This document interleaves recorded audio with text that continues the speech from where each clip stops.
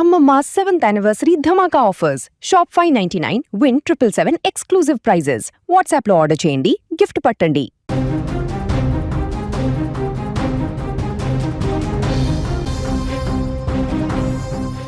చేసిన అప్పులు తీర్చేందుకు భార్యను చంపితే తన పేరు మీద ఉన్న ₹1 కోటి వస్తాయని ప్లాన్ వేశాడు ఓ భర్త. భార్యను విచక్షణ రహితంగా కొట్టి మరీ చంపేశాడు. అగ్నిసాక్షిగా 7 అడుగులు వేసిన భర్తే ఆమె పాలిట ఎముడయ్యాడు. కంటికి రెప్పలా చూసుకోవాల్సిన మొగుడే ఆమె గొంతు నొక్కి చంపేశాడు. డబ్బుల పిచ్చితో కట్టుకున్న భార్య ప్రాణాలు తీశాడు భర్త. ఈ దారుణ ఘటన ఖమ్మం జిల్లా తిరుమలాయపాలెం మండలం కేంద్రంలో చోటు చేసుకుంది. తిరుమలాయపాలెం మండలం గోల్తండాకు చెందిన శివాజీ మీనాక్షికి 14 ఏళ్ల కిందట పెళ్ళైంది. వీరు ప్రేమించి మరీ వివాహం చేసుకున్నారు. వీరికి 2 కుమారులు కూడా ఉన్నారు. తిరుమలాయపాలెం మండలం పాతర్లపాడు స్టేజ్ సమీపంలో గోల్తండాలో వీరు కాపురం ఉంటున్నారు. అయితే గత కొంతకాలంగా వీరి మధ్య ఆర్థిక గొడవలు జరుగుతున్నట్లు తెలుస్తోంది. అయితే ఈ మధ్యకాలంలో వీరు ఇళ్లు కట్టుకున్నారు. దానికి 80 లక్షల రూపాయలకు పైగా రుణాన్ని తీసుకున్నారు బ్యాంకులో. ఇదే విషయంపై వీరి మధ్య గొడవలు జరుగుతున్నట్లు సమాచారం. ఇది ఇలా ఉంటే భార్య మీనాక్షిపై ₹1 కోటి ఇన్సూరెన్స్ పాలసీ కూడా ఉంది. ఆమె చనిపోతే ఇన్సూరెన్స్ క్లెయిమ్ ద్వారా వచ్చే ₹1 కోటితో అప్పులు తీర్చుకోవచ్చనే దురాశ శివాజీ కలిగింది. అనుకున్నట్లుగానే భార్యను చంపాలని పథకం వేసుకున్నాడు. ప్లాన్ ప్రకారం భార్యపై దాడి చేశాడు. భార్యను చంపి తనే ఉరి వేసుకుందంటూ బంధువులకు నమ్మించే ప్రయత్నం చేశాడు శివాజీ. అయితే శివాజీ అబద్ధాలు చెబుతున్నాడని, ఆమె ఒంటిపై గాయాలు చూస్తుంటే తీవ్రంగా కొట్టి చంపినట్లున్నాయని కుటుంబ సభ్యులకు అనుమానం వచ్చింది. ఆరోపించడమే కాదు, గతంలో మీనాక్షిని కింద పడేసి పిడిగుద్దులతో నిందితుడు శివాజీ ఎంత దారుణంగా హింసించాడో చూపే దృశ్యాలు ఇప్పుడు బంధువులు మీడియా ముందుంచుతున్నారు. ఆ దృశ్యాలు భర్త యొక్క తీవ్రమైన శాడిజాన్ని స్పష్టం చేస్తున్నాయని వారు ఆవేదన వ్యక్తం చేస్తున్నారు. బంధువుల ఫిర్యాదుతో కేసు నమోదు చేసుకున్న పోలీసులు కేవలం ఇన్సూరెన్స్ డబ్బు కోసమే ఈ హత్య జరిగిందా, లేక శివాజీ మనసులో మరేదైనా దురుద్దేశం లేదా వివాహేతర సంబంధాలు ఉన్నాయనే కోణంలో పోలీసులు ఇప్పుడు విచారణ చేస్తున్నారు. ఇదిలా ఉంటే నిందితుడిని కఠినంగా శిక్షించాలని డిమాండ్ చేస్తున్నారు. ప్రస్తుతం శివాజీ పరారీలో ఉన్నాడు. నాన్న కానీ నేను కానీ మేమందరం దగ్గరుండి నేనే పెళ్లి చేశాను. అట్లాంటి ఆమెను చాలా చక్కటి ఆమె, ఎవరు జోలి పోదు, పక్క వాళ్ళను కూడా ఏది ఇబ్బంది పెట్టే మనస్తత్వం కాదు ఆమెది. కాకపోతే ఈయన ఏంటంటే ఈమెను నేను చేసుకున్నప్పటి నుండి నాకు చిత్రహింసలు పెడుతూనే ఉందని ఎన్నోసార్లు కంప్లైంట్ చేసినా వాళ్ళ పెదనానికి చెప్పింది, నాకు చెప్పింది, అందరికి చెప్పినా మేము సదిరి చెప్పి సంసారం చేయాలమ్మా, పిల్లలు అయ్యారు, 2 మగ పిల్లలు ఉన్నారని సదిరి చెప్పినాం.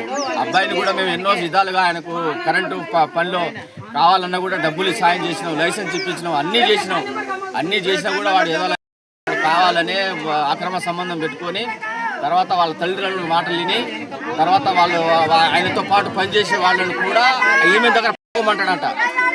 అట్లాంటి మా ఘోరమైన మనస్తత్వం కలిగిన వాడు ఆ అమ్మాయిని ఇంట్లో తీసుకొచ్చి బెడ్ పైన చూడు అని అంటాడంట. ఆమె ఏడ్చి ఎన్నో కుమిలి చెప్పిన బాధలన్నీ మా చెవిలో ఉన్నాయి. అయినప్పటికీ ఆమెకు తల్లి ఒకటే ఉంది. ఆమె విజయవాడలో బతుకుతుంది.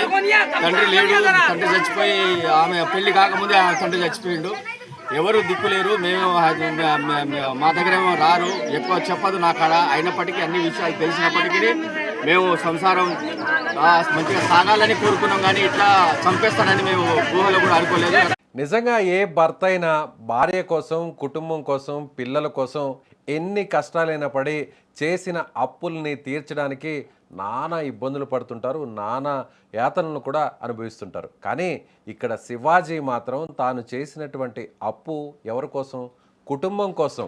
కుటుంబం బాగుండాలని, కుటుంబం సంతోషంగా ఉండాలని, భార్యను మంచిగా చూసుకోవాలనే ఎవరైనా అప్పు చేస్తారు. కానీ శివాజీ చేసిన అప్పుని తీర్చడానికి నిజంగా భార్యనే పణంగా పెట్టాడు ఈ దుర్మార్గుడు. ఎలా అంటే భార్య మీద ఉన్నటువంటి ₹1 కోటి ఇన్సూరెన్సు, ఒకవేళ భార్య చనిపోతే ఆ ఇన్సూరెన్స్ ద్వారా వచ్చే నష్టపరిహారం నిజంగా ఉపయోగపడుతుంది. కానీ ఇక్కడ శివాజీ ఏం చేశాడంటే భార్యను తానే చంపేస్తే భార్య మరణం తర్వాత, మృతి తర్వాత వచ్చేటువంటి ఆ క్లెయిమ్ డబ్బులతో తాను చేసినటువంటి అప్పులన్నీ తీర్చుకోవచ్చని దురుద్దేశం కాదు, ఒక దుర్మార్గపు ఆలోచనతో ఈ ప్రయత్నం చేశాడు.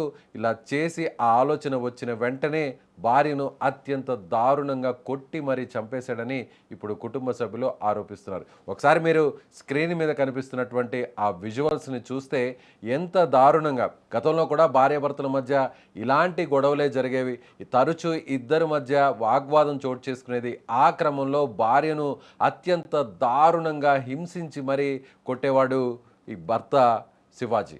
సో ఆ విజువల్స్ని చూస్తే ఇంత దారుణంగా కొడుతున్నాడంటే, ఇంకా చంపేసాడంటే ఎంత దారుణంగా కొట్టి చంపాడో ఒకసారి అర్థం చేసుకోవచ్చు. నిజంగా ఇన్సూరెన్స్ కోసమే భార్యను అత్యంత కిరాతకంగా చంపారు అనంటే నిజంగా బంధువులందరూ కూడా దారుణంగా విలపిస్తున్నారు.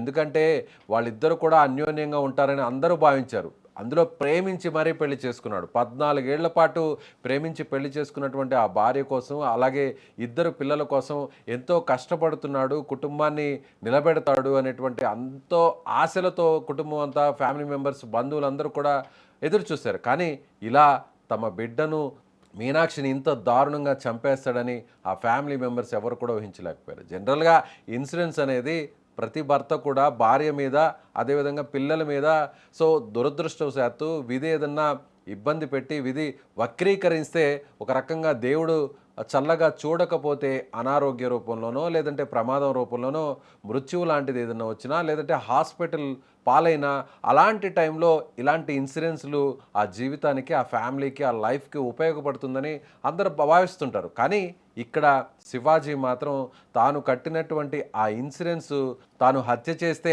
వచ్చే ఆ ఇన్సూరెన్స్ క్లెయిమ్ ద్వారా చేసిన అప్పును తీర్చుకోవాలి, అది కూడా భార్యను చంపిన తర్వాత వచ్చే ఆ డబ్బుతోనే అప్పు తీరాలనేటువంటి దుర్మార్గపు ఆలోచనతో ఇప్పుడు అందరూ కూడా షాక్ గురవుతున్నారు. నిజంగా ఇలాంటి శివాజీ లాంటి వ్యక్తులు, శివాజీ లాంటి భర్త చేసినటువంటి ఇలాంటి దుర్మార్గపు ఆలోచనను అందరూ కూడా తప్పుపడుతున్నారు. అయితే మరొక అనుమానం కూడా ఉంది. ఏంటంటే కేవలం ఇన్సూరెన్స్ డబ్బు కోసమే చేశాడా?